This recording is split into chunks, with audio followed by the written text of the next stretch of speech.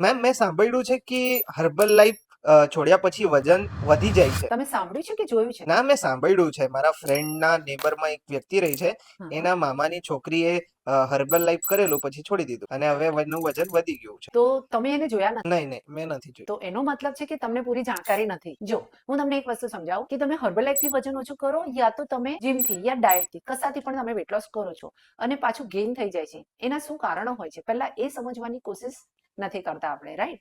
જ્યારે તમે weight loss કરવા માટે સ્ટાર્ટ કરો છો ત્યારે તમે એક કોચના ગાઈડન્સથી ન્યુટ્રિશન રીતે તમે હર્બલ લાઈફની સાથે જોઈન કરો છો. કોચનું ગાઈડન્સ હોય છે, તમને ડાયટ ચાર્ટને તમે ફોલો કરો છો, તમે એક્સરસાઇઝ કરો છો, તમે ખાવા પીવામાં ધ્યાન રાખો છો, સુવાનો ટાઈમિંગ ધ્યાન રાખો છો, આ બધી જ વસ્તુને તમે ફોલો કરો છો. અને જ્યારે તમારું 2-5 કિલો વજન ઓછું થઈ જાય છે ત્યારે તમે તમારા કોચનો કનેક્શન છોડી દો છો અને હાઈ કેલરી ઇન્ટેક કરો છો, તો ડેફિનેટલી વજન વધવાનું છે. નીચે મારો નંબર આપ્યો છે. અગર તમને વધારાની ઇન્ફોર્મેશન જોઈએ છે, વધારાનું ગાઈડન્સ જોઈએ છે અને પરફેક્ટ રિઝલ્ટ જોઈએ છે તો જરૂર મને કોન્ટેક્ટ કરજો.